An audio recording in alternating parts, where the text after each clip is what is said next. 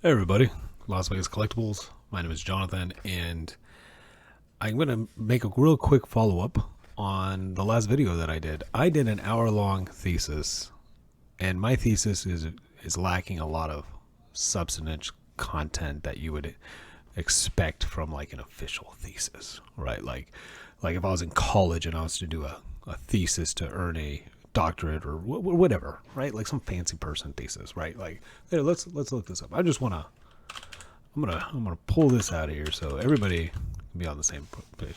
So a thesis is actually something pretty serious, right? Like this is just a dictionary definition, a dissertation embodying results of original research and especially substantiating a specific view, especially one written by a candidate of academic degree, blah blah blah. So like I use that word liberally when referring to my perspective on things based off of my experiences, right? Like, I believe that the word thesis has lost its meaning through social media and over the last 10 years. For the way I think that's true with a lot of words. Like the word love doesn't mean the same as it used to. You know what I mean? Like there's a lot of words that have kind of lost some of their meats and potatoes. You know what I mean?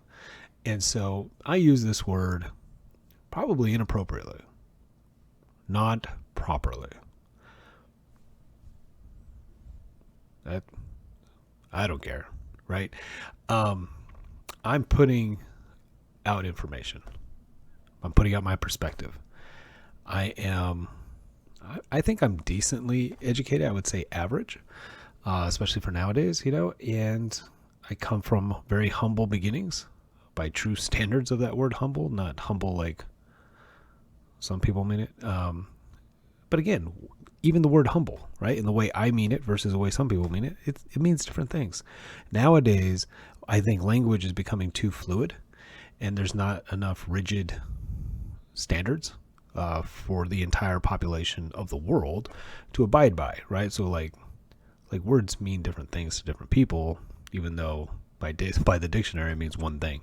Um, I think that's actually unfortunate for our society as a whole, just so you know.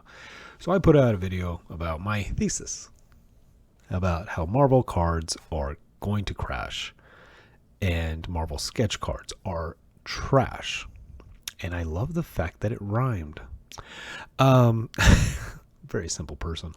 So Marvel cards are going to crash.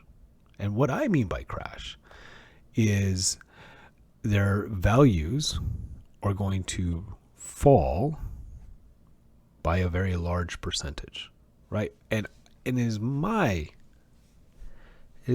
perspective that they will fall by at least 50% across the board. That's just my perspective. And I'm basing that perspective after my years. I am over the age of 30 and close to 40. How old am I?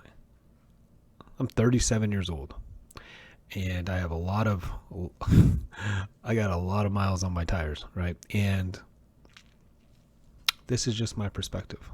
We've had an amazing boom in the Marvel trading card world. Something that I would have never predicted coming.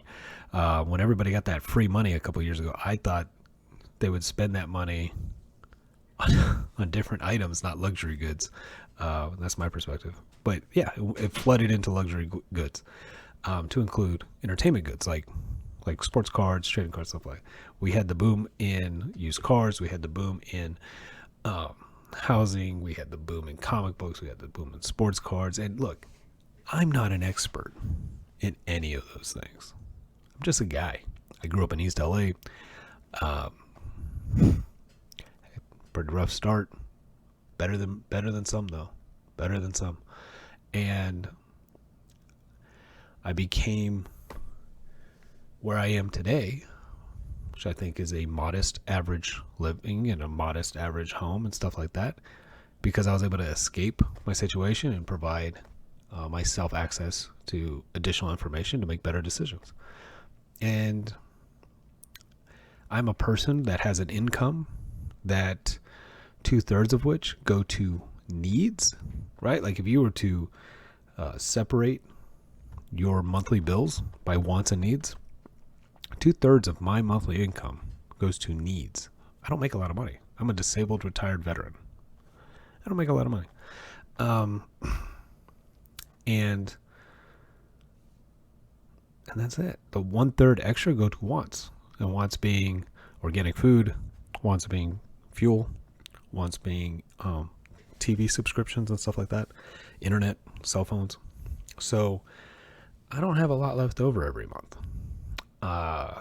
And that influences what I do with my money and my perspective, right? That I'm sharing my thesis is based off of all those factors and so many others, right? So many other factors. We all make every decision based off of your life experiences and your education, right? Like your choices that have led up to this moment in life to even watch this freaking video, right? It's a summation of who you are and where you've been and what you've done and what you've learned and everything that you've ever experienced. You've decided to push play on this freaking random guy's video, right? Like, amazing how that works. My life has led to a point where I want to share my perspective because I talk to a lot of people. I'm a very talkative person. I wouldn't say I'm social because I feel like that term implies that you are engaging in social media. And even though I do participate in it, obviously, hello YouTube, I don't identify with that, right? I feel like that's the new language that we all use is I don't identify with something. So I don't really identify with being social. If I'm out and about and I hear somebody talking about a problem that they have and I have a perspective that might help them, I just say, hey, I think I have an idea on that. Or, hey, I went through something kind of similar a few years ago. If you'd like, I'd like to just share my opinion about what I went through, and maybe that can help you. Or somebody's like going through struggles at their job, and they don't understand how to navigate the administrative process of EEO and disability claims. I could say, hey, I used to work in those fields. Not only that, I'm a disabled, minority veteran, and I went through a lot of different things. I can help you navigate that, and I will help them, right? Like navigate, because that's who I am. So I don't consider myself being social. I consider myself somebody who is willing to just share a perspective and to try to help others, right? And so that's the essence of my YouTube channel, right? So I am sharing my perspective, and I believe, which is why I'm sharing my perspective, I believe that I kind of identify and in some way relate to a majority, right? To the majority of people who truly care about comic books and trading cards and small little things that bring us some form of joy, happiness, and nostalgia, right? Like what do I have around me? I have a box of Gummy Bears, right? I have a box of Gummy Bears. That brings me joy. That's not art. That's not Marvel. That's not trading card. But you know what? When I was a kid, getting a gummy bear was like fancy candy. Okay? Like that was fancy candy. And once a month, I go buy a box of gummy bears. And it makes me feel innocence. It makes me feel joy. It makes me feel nostalgic, and I love it. I have some baseball cards here, right? 2022 Series 1. None of these are worth any money. I'm just going to put the set together. I'm going to see how many blasters it's going to take me to put a set together. I've gone through 2. I've got half the set. It's kind of exciting. It didn't get a lot of duplicates. So I'm thinking maybe 3 or 4 more. Maybe I can actually get the whole set, right? Like that brings me joy. And that costs me $7 to $8 a week. I buy one blaster a week. And so my perspective, comic books. Okay, here, I'll give you an example of my comic books. I buy comic books every week. I have a budget of $25 for me, right? I also sell comic books, right? So, like, as a disabled vet, I have limited employment opportunities. Uh, Usually, when I get hired, I usually get fired within about 3 months because of my PTSD issues. And so, I have a lot of free time on my hands. Unfortunately, not by choice most of the time. And so, I try to do something with that free time that's kind of productive, that kind of helps me learn about different things. And so my world is comic books. And so I put money into a bank account last June. And I bought a bunch of comic books under my business, my LLC. And now every week I buy and sell comic books based off the amount of money that the previous week made me, right? It's just self-sustaining. I haven't put any new money in it, this entire year? And so I engage in that. And I believe that there are a lot of people out there that I share some kind of common ground with where they don't have a lot of extra money every week and every month. And so they have these passions. And unfortunately, there's a lot of hype. There's a lot of bullish people out there. A lot of people that are pumping up certain things. And I hear them having conversations in my local game store, right? My local card shop. And I don't like I said, I'm not social, but if somebody's going through something that sounds like a problem, I like to offer any kind of perspective that I can offer. They can take it or leave it. I'm not trying to sell them on anything. I'm not trying to sell you on anything. I'm just describing my why, right? Like my why of doing any of this. So I was in my favorite little local card shop in Las Vegas, and I brought with me one of my sealed Marvel products, my 1995 Marvel Metal Fleer, jumbo rack pack, and I just wanted to sell it. I've had it listed on eBay for a while. It's I think it's an amazing product, but anyways, it hasn't sold. And so I was just like, you know what? So I walked in and I was like, hey, I'd like to sell this. Whatever you're going to offer me would be great. I was looking for anywhere between 12 and 15. That was my hope, $100. He looked up the prices. He was like, look, I can do $950. This is a store that does not buy and sell Marvel. They get little allocations here and there, and they'll sell them as they come in. But their bread and butter is sports cards, Pokemon, and Magic, right? And so I'm in there, and I brought in my box, and they started asking questions because they didn't know anything about the box. Like, hey, does that have PMGs in it? Does it have sketch cards? And I said no. The chase cards are these gold blasters and these other blasters, and they're looking at me like confused, like I've never heard the word blasters before, referring to individual cards, not like sports card boxes, right? Those are referred to as blasters. And so they wanted to know the difference. And so I have a limited amount of knowledge, but I shared it. And they just looked confused. They didn't understand the value proposition of the product. And I said, it's just these short print, the gold blasters there's a limited number of them. There's silver blasters, and there's, the idea is that this is the inaugural set. So it's like saying you had the first Prism year and stuff like that. And they kind of understood, but they weren't passionate about the product. But they had so many questions about PMGs and sketch cards and why they're worth so much money.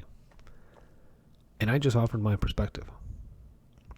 Right? When I buy art, like I used to anyways, you can see behind me I have a sketch of Abraham Lincoln by a very well-known Southwestern artist, and another sketch of me and another buddy of mine, and It's from a photo when we were in Iraq. And I let him know why some art in history, right? Like why some art usually will sell more than others. And I compared it to PMGs and sketch cards. And I let him know about a local artist who lives in Las Vegas. He has an Instagram and he does these great sketches for Marvel. And I had a conversation with him at a previous card show I was selling at.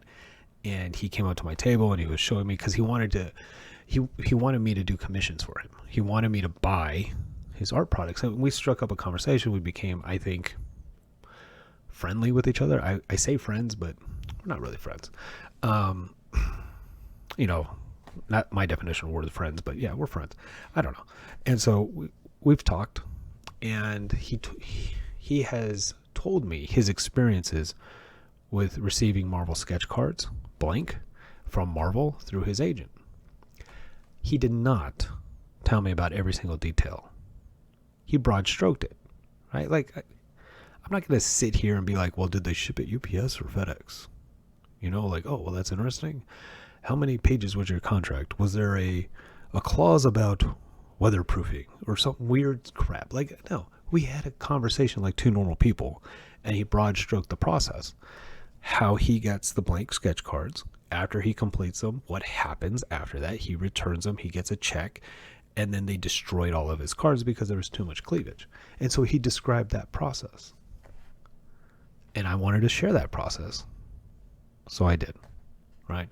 So I'm giving you the background of kind of who I am and what my whole thing is. And so, yeah, my friend, he's a great artist. Great artist. I wouldn't give him any money for any of the works of art that he does, because it doesn't speak to me. Just like I'm not a fan of Picasso. I'm not a fan of Picasso. Nope. Never have been. I look at his stuff and I always say, why would I give money for that? And I believe that mentality of mine comes from my upbringing and my life experiences. Like I said, we are all summations of our previous experiences, education, everything. And I am a person, and I believe the majority of people involved in the hobby are people that don't have large bank accounts, large disposable amounts of money. I believe the majority have to be a little bit more picky about what they get themselves involved in. And sometimes they can get swallowed up by the hype machine, swallowed up by the FOMO. And there's a lot of people out there talking about how great a PMG is, or how great a sketch card is. And like, oh my God, it's only one of one. This is underpriced at $1,000. What? Underpriced for who? No average Joe collector is it. That's me. No average Joe collector has $1,000 that they can just put on a sketch card. And what are they going to do with that? What are they going to do with it? Average Joe collectors do not typically have the sales ability at the level needed to be moving large sums of money. I'm talking about average Joes. If you do not identify with what I'm saying, you are most likely not an average Joe. And if that's the case, I think you need to start talking to some of them with real conversations. Ask them how much money they spend. Ask them if it's on credit or if it's cash. There's a lot of people out there that you're influencing who end up feeling like they're missing out, right? The whole FOMO thing. Or they feel like, God, they got to invest in this thing because I'm not going to be able to afford to get into this market in a year because the prices keep going up. This guy who seems to be an expert keeps talking about how the prices keep going up. I need to get in now. Otherwise I can't. It's like everybody's trying to build a pyramid scheme. It's like everybody's just trying to sell each other some weeks in a timeshare. Let's all just get other people's perspectives, get access to additional information. And look, not everybody's going to share an opinion that you share. Right? And I do not share an opinion with the majority of people in this hobby. And when I say this hobby, I'm talking about specifically Marvel cards.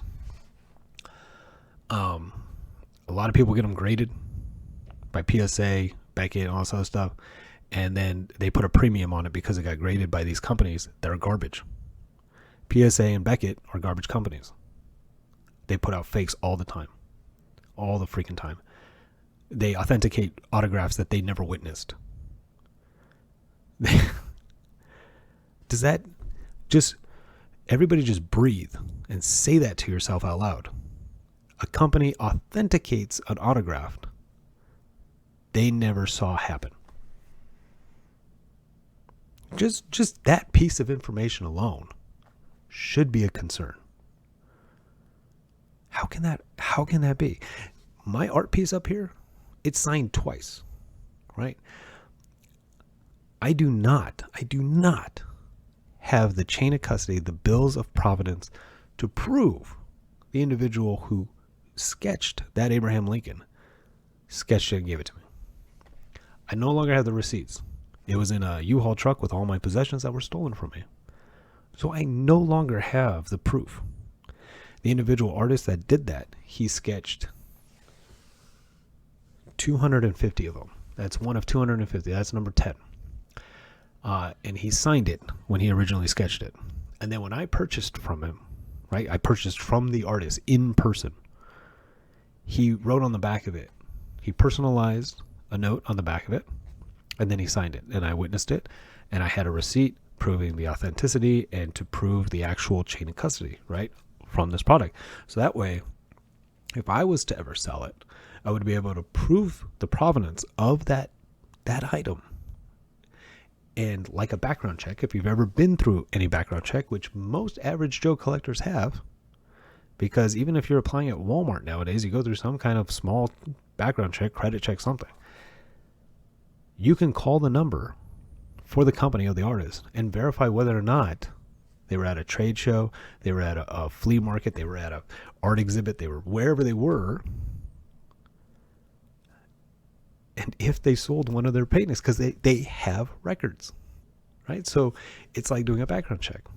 So then if I was to sell it to somebody, they can do their due diligence to verify that it's legit, that me having this makes sense, right? Try to do that with a sketch card. Try to do that with a sketch card. It can't be done. PSA and Beckett, they can't verify any of those signatures are authentic.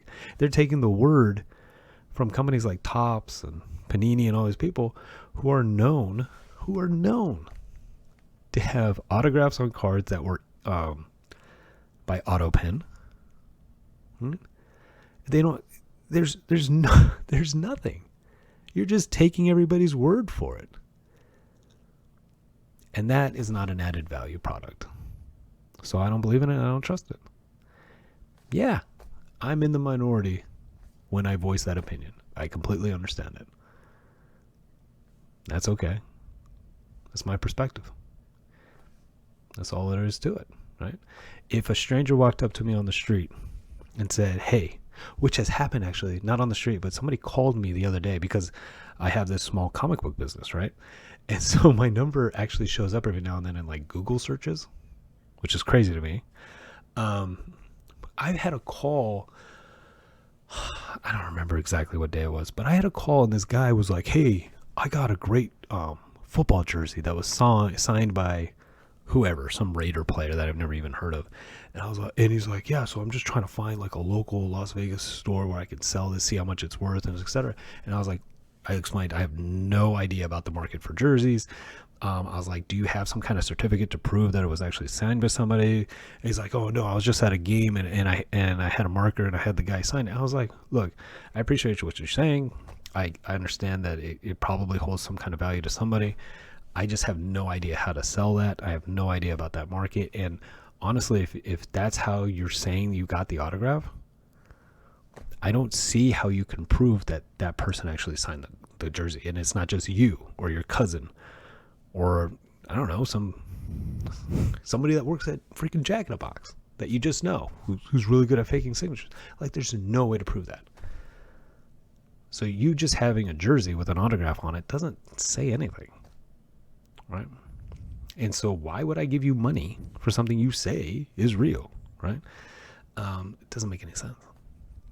And so anyways, that's my perspective.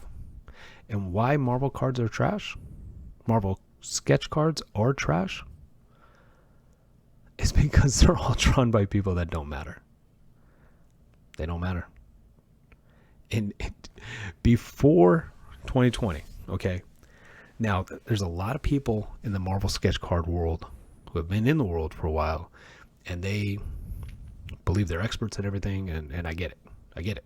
Good for you guys. Keep going.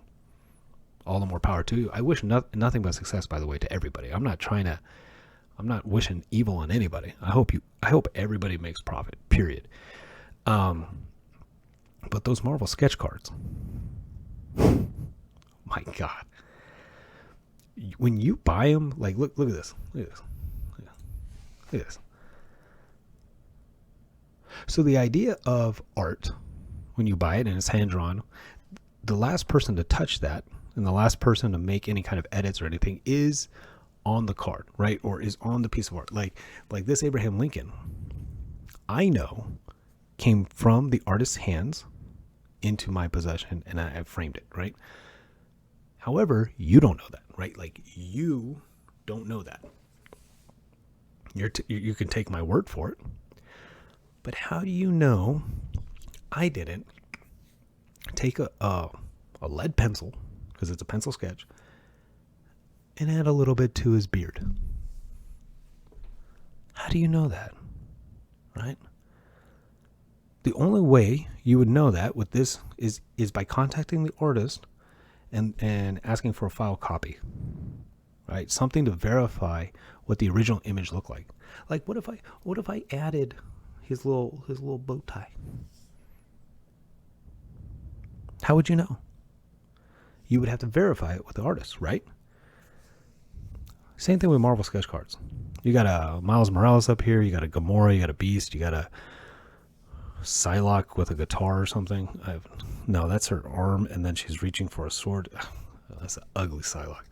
How do you know that the person who owns that card with the Miles Morales Spider-Man, how do you know they didn't take a whiteout pen and make all those little white squigglies above his head? How do you know? You don't. How could you know? You could contact the artist. Okay, let's try to contact the artist and get a file copy. Who the hell is that?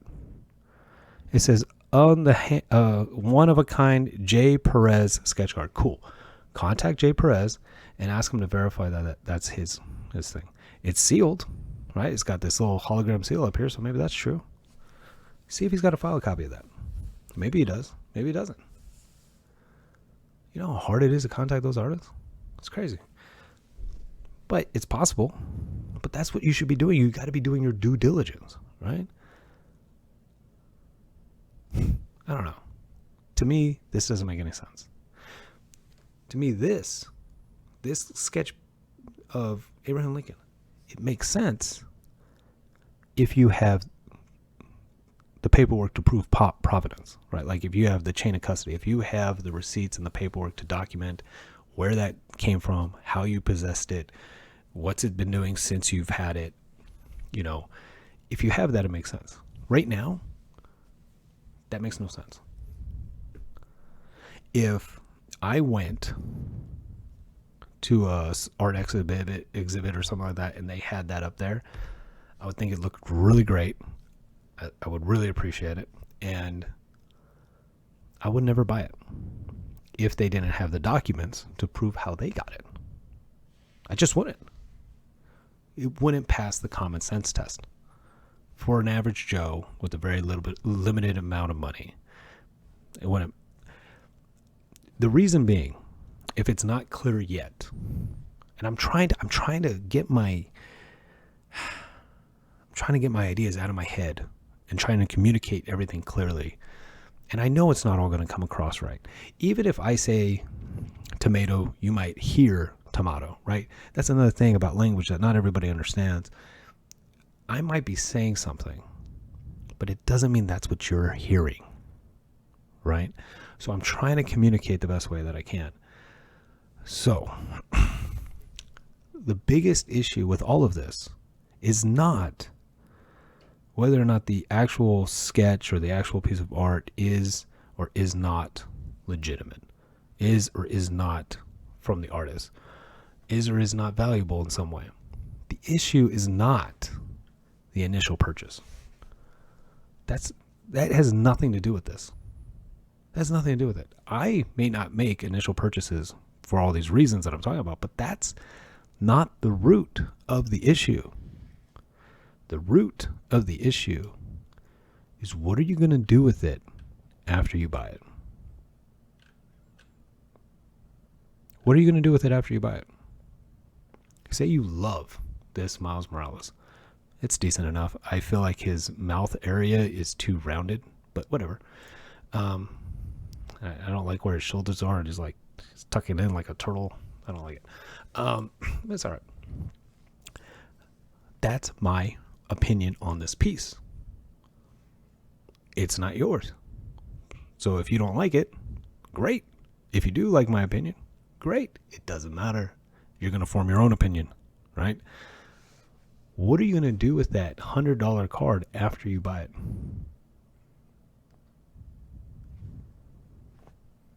What's your goal? That's the question. Because if you try to resell it, you, as the new seller, have to communicate value to the prospective buyers. How do you communicate the value? Somebody is communicating the value to you in this listing. They're saying it's a one-of-one sketch card. It's signed. On the back, it actually names the artist, so that's pretty impressive. A lot of these cards don't, which you could see from my previous video. Okay, so to you, if you were to buy that, you would be in the position of, this person is communicating the value to me, and I believe in the items of value that they're presenting. I believe that this is a one-of-one sketch card made by this artist, that it is sealed, factory sealed, that it is original. So you're taking their word for these things, and to you, they're trustworthy, and they're worth your $100. So you buy it. What are you going to do with it after that? Is there another person in the world that sees the same value that you do from this listing? Could you just relist this? Maybe. Can you add value to this? Maybe.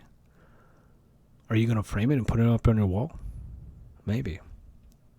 When you buy something, anything, could be these gummy bears. Could be these gummy bears. It doesn't matter what you buy. What are you going to do with it after you get it? That's the root, right? That's the root. Are you making this purchase to make 5% of your money, a return on investment? Are you making this purchase for nostalgic reasons, and it doesn't matter what the price is? It could be $1 million or it could be $2. It just speaks to you. You want it. You need to have it, so you buy it. It could be it. Is your goal to make it as not only a short-term investment, but maybe a long-term investment, where you want to buy a car for your grandchild when they first go to college? What are you going to do with it? And that's what I want people to get from all of this. I put out a lot of things. I put out about my perspective. I explained where I'm coming from. But what are you going to do with it when you get it? Do not be in a rush. Do not buy into the FOMO. I know that's hard for a lot of people. I think it's even more hard for people who don't like the situation that they're in, and they try to see this as a way of getting out. I know I went through that period of my life. I've lost a lot of money gambling. I've lost a lot of kidney tissue, a lot of liver tissue. I've done a lot of things the hard way, and I think there's a lot of people out there that have also gone through a lot of hardship, and maybe they're in a position where they're just trying to get out. And they see the Marvel card prices. They see the baseball card prices. They see the comic book prices. They see the home sales. They see the used car prices. And they see that as potentially a way out of their situation. And so they take their fancy dandy credit card and they buy these things like they're lottery tickets, hoping one of them hits. Hoping that one of them hits that Powerade, the Mega, the Super.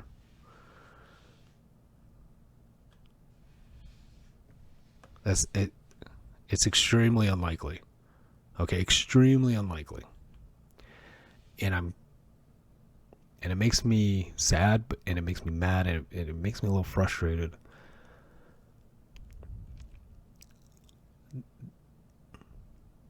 Because I believe that these people are being taken advantage of. I just do. I could be wrong. I've seen it in card shops. I've seen it at trade shows. The desperation, the panic look in people's eyes. And they have no education. They have no access to information. They're looking for a way out. And this,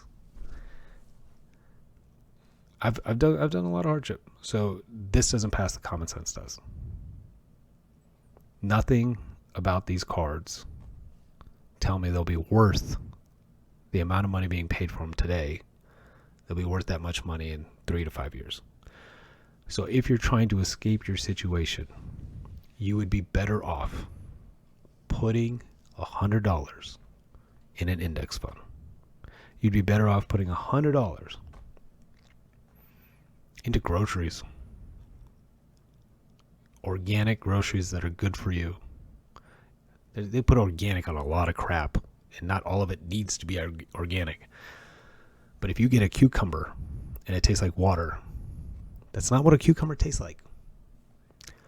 So maybe go try an organic one, because you might actually enjoy the flavor of a cucumber. Don't get sucked into all this stuff, especially when the market's going down. Everything's going down right now.